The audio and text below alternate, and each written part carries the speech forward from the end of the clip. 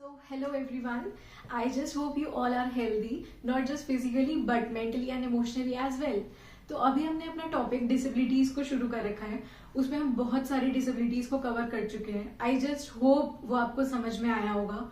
और अगर आपको कुछ प्रॉब्लम आ रही है उन वीडियोज में तो आप मुझे कमेंट सेक्शन में उसे मेंशन कर सकते हैं. मैं वो प्रॉब्लम को सॉर्ट आउट करने की कोशिश करूंगी. अगर आपको नोट्स चाहिए, हैंड रिटन नोट्स चाहिए, तो आप मुझे कमेंट सेक्शन में मेंशन कर सकते हैं. मैं आपको प्रोवाइड करवा दूंगी. और एक और चीज, जो भी मैं ये वीडियोस बना रही हूँ, इसका जो कंटेंट है वो मेरे पोस्ट में अवेलेबल होता है, तो आप वहां से जाके वो देख सकते हैं. ठीक है, यूट्यूब के पोस्ट से. तो आज जो हम टॉपिक शुरू करने वाले हैं वो एक बहुत इंपॉर्टेंट टॉपिक है. स्पेशल एजुकेशन की फील्ड में इस टॉपिक पे से मैक्सिमम क्वेश्चंस पूछे जाते हैं. ये सिर्फ और सिर्फ हमारे गवर्नमेंट के पर्पज से ही नहीं, बल्कि अगर हम किसी प्राइवेट जॉब में भी इंटरव्यू देने जा रहे हैं तो उसमें भी इससे मैक्सिमम क्वेश्चंस पूछे जाते हैं. ठीक है, तो बिना टाइम वेस्ट करे हम शुरू करते हैं आज का अपना टॉपिक. वो है ऑटिज्म स्पेक्ट्रम डिसऑर्डर. तो सबसे पहली बात, इसे स्पेक्ट्रम डिसऑर्डर क्यों बोला जाता है? क्योंकि ये एक अम्ब्रेला टर्म है. इसमें बहुत सारी जो प्रॉब्लम्स हैं वो एक ही डिसेबिलिटी के अंदर बहुत सारी प्रॉब्लम्स आती हैं. हम ये नहीं कह सकते कि सब बच्चों में एक जैसे सिम्टम्स दिखेंगे. हर बच्चे में, ऑटिज्म वाले हर बच्चे में अलग अलग सिम्टम्स होते हैं. ठीक है, ये एक बेसिक आइडिया था. तो हिस्ट्री शुरू करने से पहले हम थोड़ा सा और इसका बेसिक आइडिया लेंगे. तो सबसे पहले ये जो ऑटिज्म वर्ड है ये एक लेटिन वर्ड है, और स्विस साइकियाट्रिस्ट जिनका नाम था यूगेन ब्ल्यूअर, इन्होंने इस वर्ड को सबसे पहले यूज किया था. इन्होंने जो वर्ड यूज किया था वो था ऑटिस्मस, और उसी से डिराइव हुआ है ऑटिज्म. ओके, 1910 में स्विस साइकियाट्रिस्ट जिनका नाम है यूगेन ब्ल्यूअर, इन्होंने इस वर्ड को यूज किया था, दैट इज ऑटिज्म.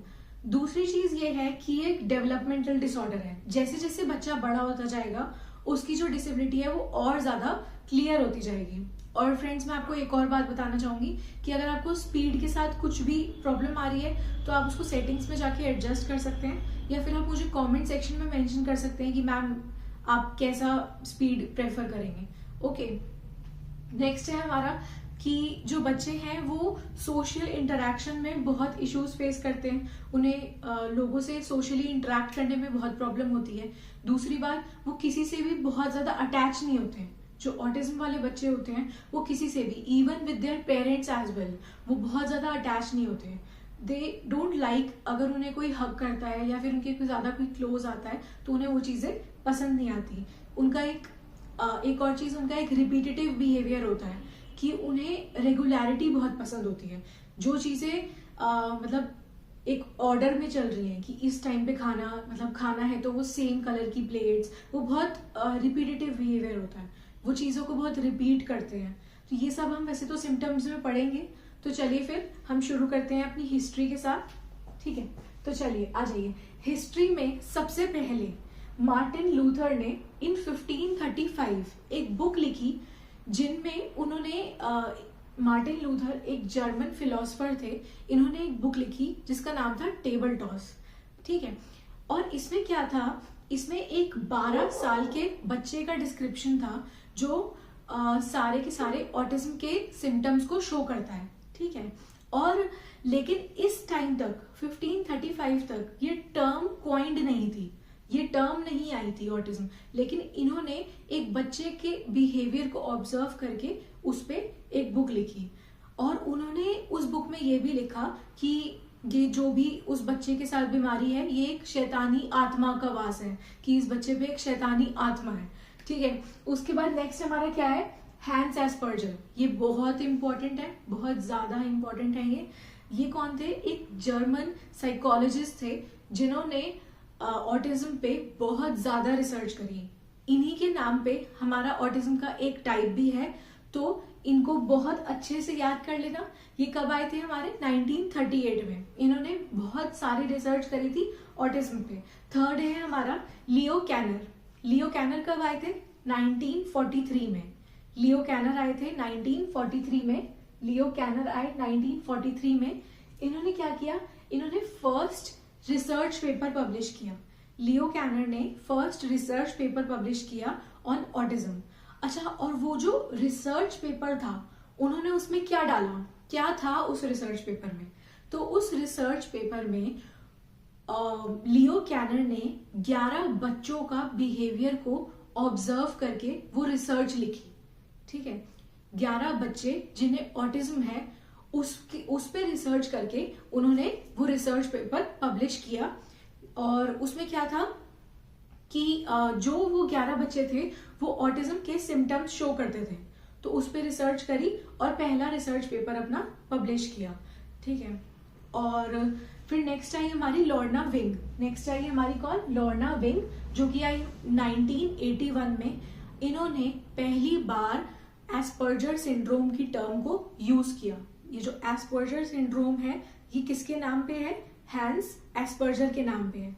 इस टर्म को फर्स्ट टाइम यूज करने वाली लेडी का नाम था लॉर्ना विंग, और ये आई हमारी 1981 में। फिर इसी के ठीक 10 साल बाद कौन आए? ऊटा फ्रिथ। इन्होंने फर्स्ट बुक लिखी एस्पर्जर सिंड्रोम में। ये सब कुछ हमारे नोट्स में मेंशन है, आप इसको बाद में आराम से नोट डाउन कर सकते हैं, पहले आप जस्ट फोकस करें जो मैं बता रही हूँ। ठीक है, लास्ट है हमारा ऊटा फ्रिथ। 1991 में इन्होंने फर्स्ट बुक पब्लिश करी किस पे? एस्पर्जर सिंड्रोम पे। ओके, अब हम आ जाते हैं साइंस और सिम्टम्स पे। क्या क्या सिम्टम्स शो करते हैं वो बच्चे जिन्हें ऑटिज्म होता है? पहली बात तो कभी भी वो बच्चे किसी से आई कांटेक्ट मेंटेन नहीं करेंगे। ठीक है, वो हमेशा इधर उधर देखते हुए बात करते हैं। नेक्स्ट क्या होता है? उनकी जो सोशल डेवलपमेंट होती है वो बहुत एबनॉर्मल होती है। वो किसी से भी बहुत ज्यादा सोशली इन्वॉल्व नहीं होते, बहुत जल्दी उनके दोस्त नहीं बनते, क्लास में अकेले रहते हैं। ठीक है, और उनका एक रिपीटेटिव बिहेवियर होता है। उनको अपने सराउंडिंग्स में चेंज पसंद नहीं होते, कभी लाइट ज्यादा लाइट कम, उनके जो डेस्क है वो भी उन्हें सेम ही पसंद होता है, और मतलब बहुत रिपीटेटिव बिहेवियर होगा। अब उनको एक रूटीन पसंद होता है, और क्या होता है उनका बहुत ही नैरो इंटरेस्ट होता है। जैसे कि कुछ बच्चे होते हैं जिन मतलब मैक्सिमम मैंने जितने ऑटिज्म के बच्चे देखे हैं उन्हें पेंटिंग में बहुत इंटरेस्ट रहता है, and they paint quite well. तो उनका बस मतलब they are very interested in painting, लेकिन अगर आप उन्हें बोलोगे कि मैथ्स करते हैं या कुछ और करते हैं तो वो उसमें बहुत लेस इंटरेस्ट शो करते हैं। ओके, और क्या होता है रिपीटेटिव बिहेवियर है, बहुत हाईली सेंसिटिव है वो, किससे? उन्हें अपने आसपास चेंजेस नहीं पसंद। जैसे मैंने आपको बताया मतलब बहुत ज्यादा लाइट हो गई या फिर बहुत ज्यादा डिम हो गया, कुछ भी ऐसे चेंजेस उन्हें अपने आसपास पसंद नहीं है। नेक्स्ट है हमारा no attachment. As I told you कि उन्हें किसी से खास अटैचमेंट नहीं होती, इवन विद देयर पेरेंट्स। और एक बहुत ज्यादा इंपॉर्टेंट पॉइंट जो सिम्टम्स में वेरी इंपॉर्टेंट है वो है इकोलालिया। इकोलालिया क्या होता है कि वो एक रिपीट्स व्हाट अदर से विदाउट रिस्पॉन्डिंग टू इट। जैसे मैंने एक बच्चे से पूछा कि व्हाट इज योर नेम, तो वो मेरे इसी टोन में इस बात को रिपीट कर देगा, व्हाट इज योर नेम। वो उस चीज का जवाब देने की जगह उसी बात को रिपीट करता रहता है, तो ये क्या होता है? Echolalia. This is most important. Next है हमारा वो एक रोबोटिक वॉइस में हम बात करते हैं, हाँ, ओके, हाँ जी, मतलब बहुत रोबोटिक सी वॉइस में बात करते हैं। बहुत बार ये भी देखा जाता है। मैं ये नहीं कह रही कि ये सारे सिम्टम्स एक ही बच्चे में दिखेंगे जैसे ऑटिज्म है। जैसे कि मैंने आपको बताया कि ऑटिज्म एक स्पेक्ट्रम डिसऑर्डर है, तो हर बच्चे में अलग अलग सिम्टम्स नजर आ सकते हैं। और क्या है, उनका प्रॉब्लम बिहेवियर होता है, बहुत एग्रेसिव होते हैं, सेल्फ इंजूरियस होते हैं। अगर उनके अकॉर्डिंग मतलब अगर उनके एनवायरनमेंट में चेंजेस आ गए या हम उनसे कुछ भी चीज फोर्सफुली करा रहे हैं, हम उन्हें फोर्स कर रहे हैं कि ये करो, तो वो सेल्फ इंजूरियस हो सकते हैं, अपने आप को हार्म कर सकते हैं, दूसरों को हार्म कर सकते हैं, बहुत ज्यादा एग्रेशन दिखा सकते हैं। उनके टेम्पर टैंट्रम होते हैं कि 1 मिनट में गुस्सा आ जाना, फिर 1 मिनट में खुश हो जाना। और क्या होता है, प्रॉपर्टी डिस्ट्रक्शन कर सकते हैं, जैसा कि आपने उस मूवी में भी देखा होगा, कौन सी थी वो, शाहरुख खान की, याद आ गई? तो वो थी माई नेम इज खान। तो जैसे कि आपने माई नेम इज खान में भी देखा होगा, उसमें शाहरुख खान को ऑटिज्म था, उसमें वो प्रॉपर्टी डिस्ट्रक्शन करते हैं। तो ये सब हमारे सिम्टम्स होते हैं ऑटिज्म के। नेक्स्ट अब हम पढ़ने वाले हैं कि कितने टाइप्स होते हैं ऑटिज्म के। ठीक है, तो ऑटिज्म के मेनली 5 टाइप्स हैं। पहला है हमारा एस्पर्जर सिंड्रोम, जिसे हम जिसको किसके नाम पे दिया गया है, हैंस एस्पर्जर के नाम पे दिया गया है। नेक्स्ट है हमारा ऑटिज्म, नॉर्मल ऑटिज्म, या फिर इसे हम और क्या बोलते हैं, केनर सिंड्रोम। थर्ड है हमारा चाइल्डहुड डिसइंटीग्रेटिव डिसऑर्डर, जिसको हम हेलर सिंड्रोम भी बोलते हैं, फोर्थ है हमारा pervasive developmental disorder not otherwise specified, और फिफ्थ है हमारा रेट सिंड्रोम। तो इनको डिस्क्राइब करने से पहले मैं आपको एक चीज बताना चाहूंगी कि ये जो रेट सिंड्रोम है, ये DSM-5 में रिसेंटली ऐड किया गया है ऑटिज्म में। ये एक बहुत ही रेयर और अलग टाइप का ऑटिज्म है, जिसको बहुत रिसेंटली ऐड किया गया है ऑटिज्म के अंडर। किसके कौन से मैनुअल के थ्रू, DSM के थ्रू, DSM-5 में इसको ऐड किया गया है। नेक्स्ट, तो हम पढ़ने वाले हैं एस्पर्जर सिंड्रोम के बारे में। एस्पर्जर सिंड्रोम जो है वो देखा जाता है कि बॉयज को ज्यादा होता है कंपेयर टू गर्ल्स। इसमें ये एक माइल्ड फॉर्म ऑफ ऑटिज्म है, सबसे माइल्डेस्ट फॉर्म ऑफ ऑटिज्म है। इसमें जो इंसान की कभी भी कम्युनिकेशन खराब नहीं होती, उनकी इंटेलिजेंस, उनकी कम्युनिकेशन अफेक्ट नहीं होती, और वो बस सोशल एक्टिविटी में उन्हें थोड़ी प्रॉब्लम होती है, पर उनकी कभी भी कम्युनिकेशन में कोई इफेक्ट नहीं आता एस्पर्जर सिंड्रोम में। और नेक्स्ट है हमारा केनर सिंड्रोम।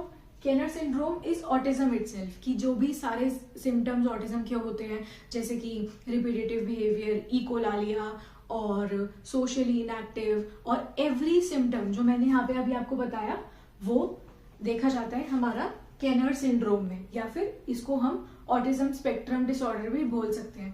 थर्ड है हमारा चाइल्डहुड डिसइंटीग्रेटिव डिसऑर्डर, ठीक है, जिसको हम हेलर सिंड्रोम भी बोलते हैं। तो इसमें क्या होता है, इसमें ये भी मोर कॉमन इन बॉयज है। तो ये सारे ही ऑटिज्म जो है ना, मेनली वो मोर कॉमन इन बॉयज है, सिर्फ और सिर्फ रेट सिंड्रोम को छोड़ के। ये ज्यादातर गर्ल्स में ही देखा जाता है। और जो चाइल्डहुड डिसइंटीग्रेटिव डिसऑर्डर है, ये बॉयज में बहुत ज्यादा कॉमन है। और इनको क्या होता है कि कभी कभी बहुत ज्यादा एपिलेप्सी, मतलब सीजर्स, या जिसको आप दौरे भी कह सकते हैं, उसके बहुत हाई चांसेस होते हैं।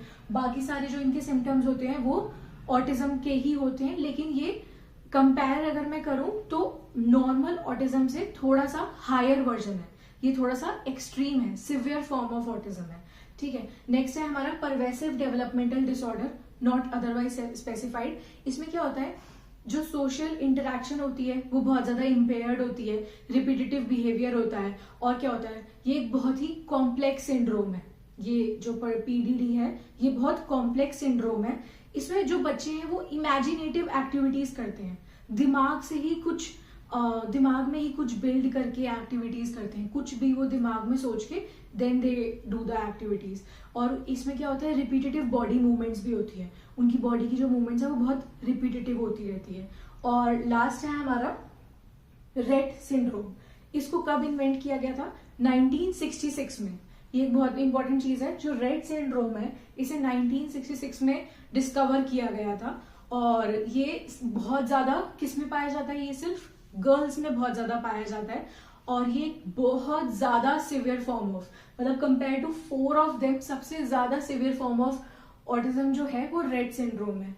इसमें इतना ये मतलब इसमें जो बच्चे की हेड ग्रोथ होती है वो बहुत स्लो हो जाती है, और उनका ना कोऑर्डिनेशन प्रॉब्लम हो जाती है, कि मतलब वो अपने हैंड्स को और लेग्स को कोऑर्डिनेट नहीं कर पाते, मतलब हाथों या पैरों के साथ में कोऑर्डिनेशन नहीं कर पाते। उसकी वजह से उन्हें वॉकिंग में, राइटिंग में, बहुत सारी ऐसे बेसिक टास्क में प्रॉब्लम होती है।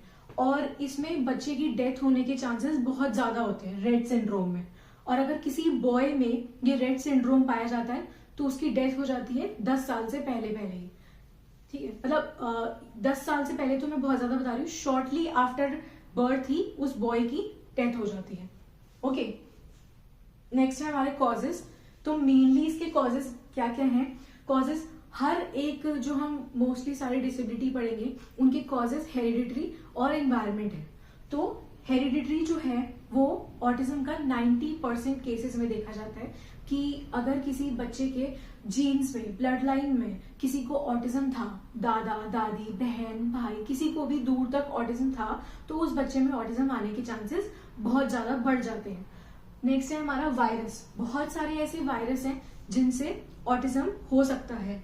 कौन कौन से वायरस हैं वो हमारे? वायरस इन्फेक्शन जैसे कि rubella virus, congenital virus, herpes virus और साइटोमेगालो वायरस। और ये जो साइटोमेगालो वायरस है इसका 2 बारी DSSB में क्वेश्चन भी आ रखा है, तो इसको ढंग से नोट डाउन कर लेना और लर्न कर लेना। ओके, नेक्स्ट है हमारा कभी कभी मेटाबॉलिज्म, मतलब थोड़ा मेटाबॉलिज्म रिलेटेड डिसऑर्डर की वजह से भी बच्चे में ऑटिज्म हो सकता है। एबनॉर्मेलिटी ऑफ यूरिन सिंथेसिस, अगर यूरिन के सिंथेसाइज कर, बॉडी यूरिन को ढंग से सिंथेसाइज नहीं कर पा रही तो भी ऐसा हो सकता है, चांसेस हैं कि बच्चे को ऑटिज्म हो जाए। और नेक्स्ट है डेफिशिएंसी इन ब्रेन स्ट्रक्चर। अगर किसी हमारे ब्रेन के स्ट्रक्चर में जैसे कि फ्रंटल लोब हो गया और मिड ब्रेन हो गया, टेम्पोरल लोब हो गया, जो हमारे ब्रेन का स्ट्रक्चर है, अगर उसमें कोई कमी है उसकी वजह से भी ऑटिज्म हो सकता है।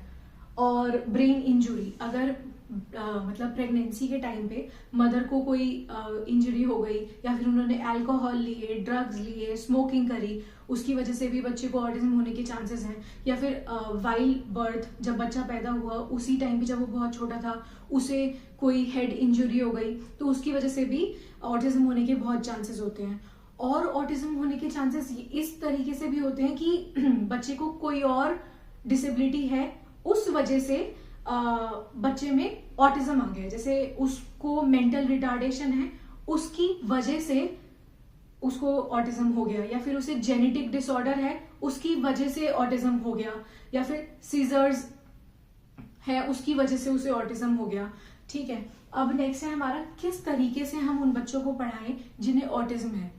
तो पहली बात तो कोई भी सेंसरी ओवरलोड, जैसे एकदम बहुत ज्यादा लाइट, बहुत ज्यादा मतलब एनवायरनमेंट में एकदम से बहुत ज्यादा चेंजेस नहीं लाने, सेंसरी ओवरलोड नहीं करना है इन बच्चों को। ठीक है, बहुत हमें सोच समझकर उन बच्चों की हेल्प करनी है, कभी भी उनको सेंसरी ओवरलोड नहीं करना।